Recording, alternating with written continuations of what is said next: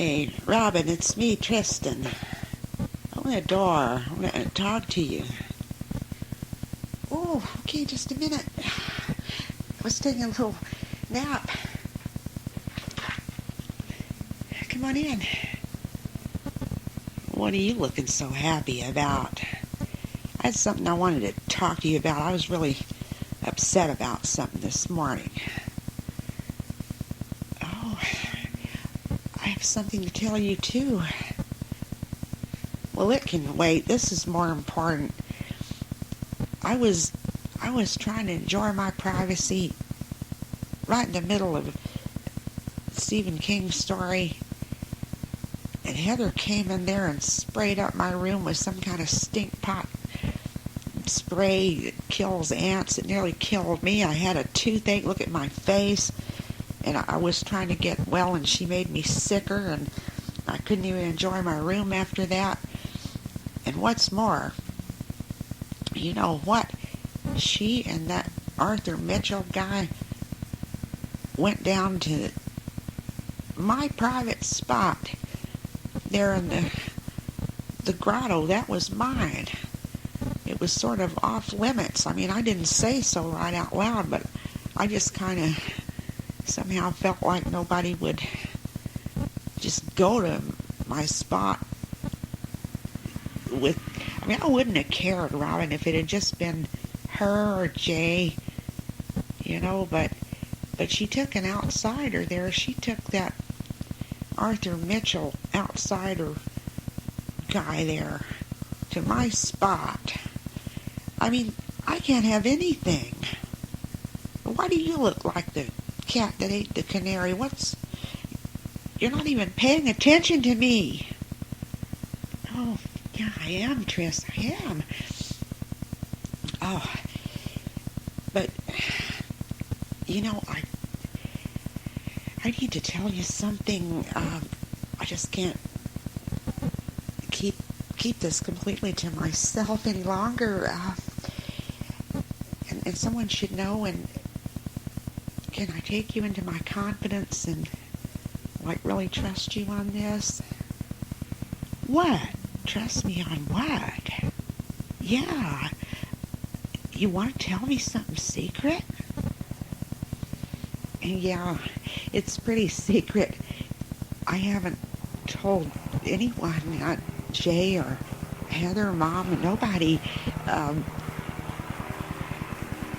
Well, you're going to tell only me? Yeah, because I think, like, you would probably basically understand where I'm coming from. You know, really being into your music, you know, really. Well, I'm trying to kind of like soul share here with you, Tris. I am so in love with Dodge Donifer, I can't even breathe without... Oh, no. I heard you've been sneaking out to see him. What are you doing that for? You're not supposed to do that. Yeah, we're going to elope, and we're going to get us a little apartment, you know, right there close to campus at Mugford U. And I'll go on, you know, attending it. I mean, my plans were made, and he wants me to go ahead with my plans. I mean, what are you saying? This is a complete betrayal. You were supposed to be my best friend. You were supposed to help me. You promised me all kind of things. You're just like all the rest of them. No, wait, you haven't heard. Don't you see? This is good for you, too, because, like, see, okay, Dodge and I are kind of fooling around, but, you know, we haven't done the ultimate thing, okay? We don't want to, at least I don't want to, you know, get into that, and if we don't get married pretty soon, it's going to happen. And like I said, I'm the type that I've got all these powerful drives and everything. I need to be married, and he's the one I want to marry. And the thing is, Tris, here's the bottom line. If I were to try to talk to Mom and Dad about it, of course, they'd try to stop me. They'd say I was too young, that, they give all kind of problems. But see, if we just go ahead and do it, Dodge and I just go ahead and elope, and then the deed is done, I think they'll accept it.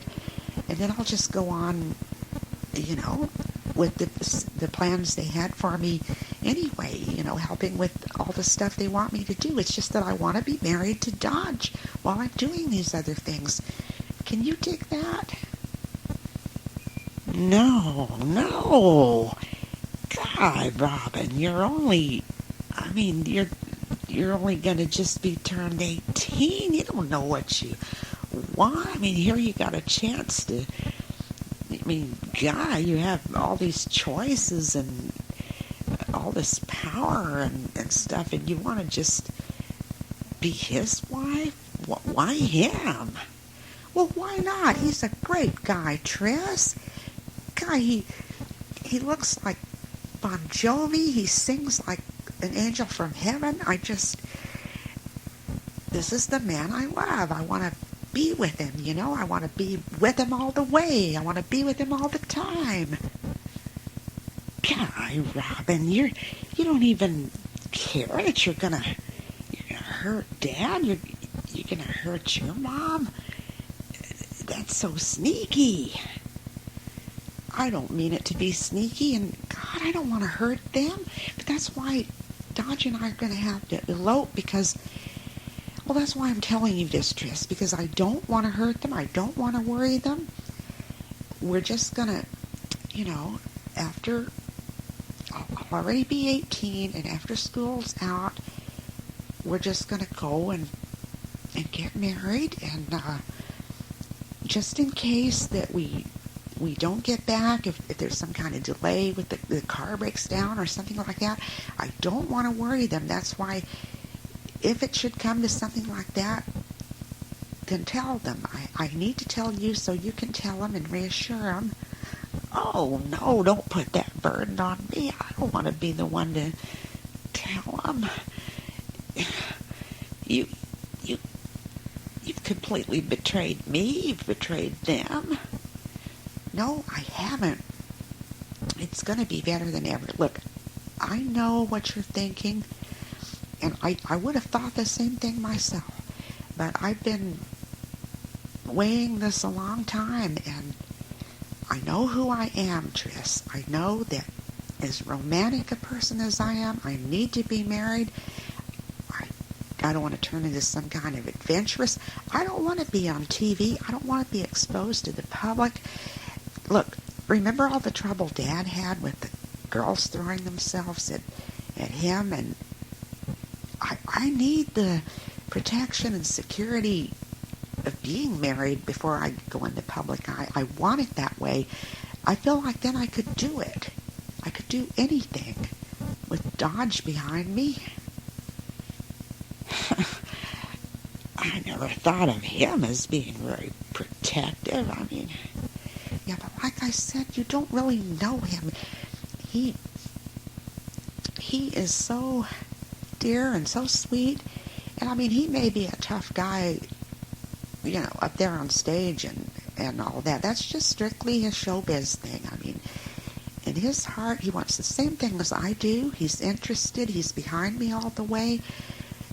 I want to travel with him. We just love being together. And, he wants to make the band his main thing and make his living off that. But he's willing to be a part-time student at college, and he does landscaping. He works hard. He does odd jobs. He does all kind of things. I want to be with him. I want to help him. And I don't think I could make them see that because I'm so young. They think I don't know my own mind, but I do. I know my own mind when it comes to this. I never thought this would happen to me, but I am just goo-goo, gushy-wall in love over him. Ew, I don't want to hear about it. Yuck, I feel like Bambi with looking at that Skunk and Thumper and everybody falling in love, and I don't have anybody, and I don't even want anybody. Why is everybody doing this to me? Why can't anything just be normal around here? There's too many changes. Every summer there's a whole bunch of horrible changes. Well, Tris, don't you see, if Dodge and I get the apartment, near the campus, there's all kind of neat things to do up there, and you could come up and live with us, and work out with the band and everything. It'll give you a chance to get away from Heather and Jay. Especially, I know Heather's driving you up the wall, just like she did me. But, Robin, you used to be so different. I mean, you were such a tomboy, and you always had the baseball cap on, and how come now this strange... Well, when Mother Nature kicked in, she kicked in hard, I guess. Anyway, I am in love, Tristan, and someone's got to understand. Somebody's got to be on my team. I've trusted you here. You won't let me down, will you? You won't spill the beans. You won't tell them. You won't tell on me, will you? Oh, I wouldn't do that. I wouldn't violate a confidence. Don't you know me better than that? They could string me up before I'd tell, but I mean, if you're not back, how long are you going to be? What are you going to do? Leave a note? No, I'm not going to leave a note, Tris. That's why. See, the note would only worry them. The only way I can figure, Dodge and I talked about it. In fact, I'm going to see him tonight. He's going to give me my engagement ring tonight. And the only way we can do it is just to go do it. We're going to go to Reno, drive there, do it, come back. I'm just going to tell them I'm going to Reno with some girlfriends and their parents, I don't like to lie. I don't like to do things this way, but sometimes it's the only way to see, like, when we get back, we'll tell them, and they're going to blow up. They're going to be really sore and really mad, but when they see how happy we are together and how right we are for each other and how much he helps me do my TV programs and stand behind me and I stand behind him, they're going to be happy. This is better, Tris, because if I'm headed for deep trouble. I have a tempestuous nature. I'm a romantic, tumultuous person. I need someone to hold me in check, and Dodge is the one. Yuck. And why do you say that? That's the man I love. You'll feel the same way someday about some girl. You know you will. No, not till I'm grown up. You're not even grown. I'm not going to yuck myself up like you're doing. There's a whole world out there to see, Robin. There's places to go and stuff about yourself to find out. You're just cutting your own throat here. Sure, it's a big world. I know that, but Dodge and I are going to see it together. Look, believe me, we sat up hours talking about all this stuff. And if we don't get married pretty soon, we're going to be doing things that I really don't want to do because, there's only this one time in life that you have this part of yourself to give to somebody. And I want to be married when it happens. Now, maybe that's old-fashioned or whatever. I don't care. But that's how I see it. But Valerie, your mom, her big dream, her big dream would be for you to be coming down the big church aisle with the wedding dress, and everything big and fancy. She's looking forward to that. You're gonna rip that away from her? Well, I know she's gonna be real ticked at me for that, Tris, but I'll let Heather be the beautiful bride coming down the aisle. Heather will do that. That's Heather's game. She'll love it. She'll eat it up. Mom will get to have her thrill doing the white gown thing with Heather. They can plan it. They can send out the invitations. They can big deal it together. It's perfect for them. All I want to do is get the ceremony done and be with Dodge. I don't care a thing about wedding cakes and all that. Well, maybe not. Maybe not now, but maybe later you'd wish you had, when you see Heather getting all the attention, getting pictures in the paper. And well, I don't care about that. I really don't. I feel the most alive when I'm there with Dodge and he's playing his music, or sometimes I sing songs with him, and it's right for me. I know it's right for me. It probably wouldn't be right for a lot of people, Triss, but it's right for me. I know it in my gut. I just want this one marriage. Well, that's a fancy thing to say. You're marrying a half-baked musician that hadn't even, really connected anywhere permanently. And, what about his groupies? And, you talk about Dad and all the women throwing themselves at him. What about Dodge? He eats that up too, doesn't he? He's got a big ego. Well, he has an ego. But who doesn't? The thing is, we talked about all that, and it's hard to explain, but I can feel how he feels about me. He feels the same way about me as I feel about him. Robin, it's just a sex thing, that's all. Wait, it'll pass. Sure, it's a sex thing, but it's a whole lot more than that. A whole lot more than that. I tell you, I love this guy. I love this guy with all my heart and soul. Ew, yuck. Well, jeez. Next morning.